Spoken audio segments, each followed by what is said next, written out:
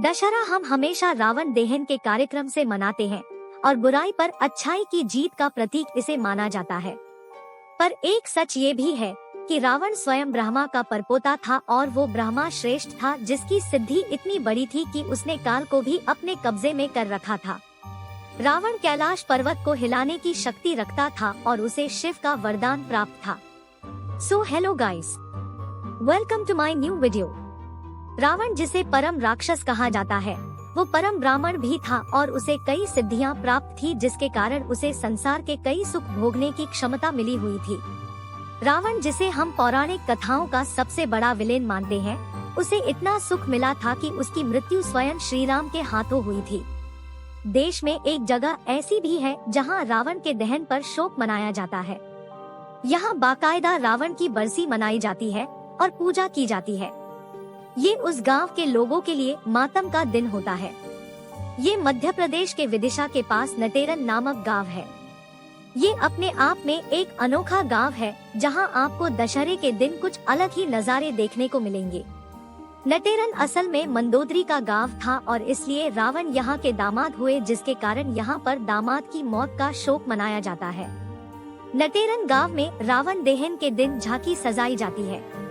अधिकतर लोगों को ये तो पता है कि रावण ब्रह्मा के पोते थे, लेकिन ये नहीं पता कि आखिर उनके माता पिता कौन थे। दरअसल ब्रह्मा के 10 बेटे माने गए थे, जो उन्होंने अपने मन की शक्ति से उत्पन्न किए थे।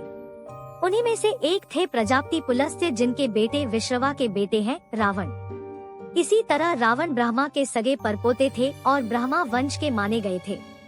जब भी रावण के भाई का नाम लिया जाता है, तब विभीषण और कुंभकर्ण का ही नाम याद आता है।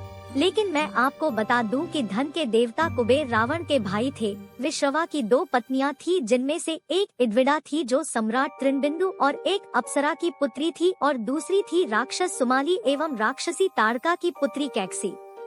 घर का भेदी लंका ढाए नामक मुहावरा तो आपने सुना ही होगा, जो हमेशा विभीषण के लिए कहा जाता है। उन्होंने रावण को मारने का तरीका श्री राम को बताया था। वो असल में रावण के असली भाई नहीं थे, बल्कि वो कुबेर के भाई थे, यानी रावण के सौतेले भाई। क्योंकि रावण शिव भक्त और परम ज्ञानी था, इसलिए मरते वक्त श्री राम ने लक्ष्मण जी को कहा था कि वो रावण के पास बैठकर जीवन का ज्ञान ले। रावण ने उन्हें राज्य, प्रजा, भक्ति और अन्य चीजों से जुड़ा ज्ञान दिया था।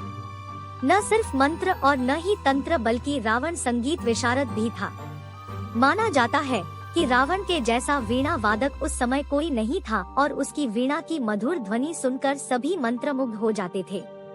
रावण को कई सिद्धियां प्राप्त थी और वो इतना शक्तिशाली था कि उसके बेटे मेघनाद के जन्म के समय रावण ने ग्रहों को आज्ञा दी थी कि वो बच्चे के 11वें भाव में रहें, जिससे उसे अमर होने का वरदान मिले। सिर्फ शनि ही ऐसा था जिसने ये नहीं माना और 12वें भाव में रहा, जिससे रावण का बेटा अमर नहीं हो पाया। इससे रावण को इतना गुस्सा आया कि उसने शनि देव पर प्रहार कर शनि को बंदी बना लिया था। रावण मार्शल आर्ट्स और युद्ध कला में विशारद भी था और इस कारण अपने समय का महान योद्धा माना जाता था। अपने समय में कोई भी राजा या योद्धा रावण से युद्ध करने में भयभीत होता था। हमेशा ऐसा माना जाता है कि रावण को पहली और आखिरी बार श्री राम ने ही हराया है, लेकिन यकीन मानिए, रामायण के मुताबिक रावण को उससे पहले 2 और योद्धाओं ने हराया था। पहले थे वानर राज बाली और दूसरे थे माहिष्मति के राजा कार्तवीर्य अर्जुन। ये महाभारत वाले अर्जुन नहीं है। कार्तवीर्य अर्जुन के बारे में ये कहा जाता है कि उनकी 1000 भुजाएं थी। रावण की सिद्धियां उसे परम ज्ञानी बनाती है, लेकिन सिर्फ एक गलती कर रावण ने अपने जीवन का अंत किया। आज भी लोगों को ये समझना चाहिए कि एक महिला के अपमान का बदला इस महाशक्तिशाली इंसान को अपना सब कुछ खोकर देना पड़ा था और इसलिए महिलाओं की इज्जत सदैव करें।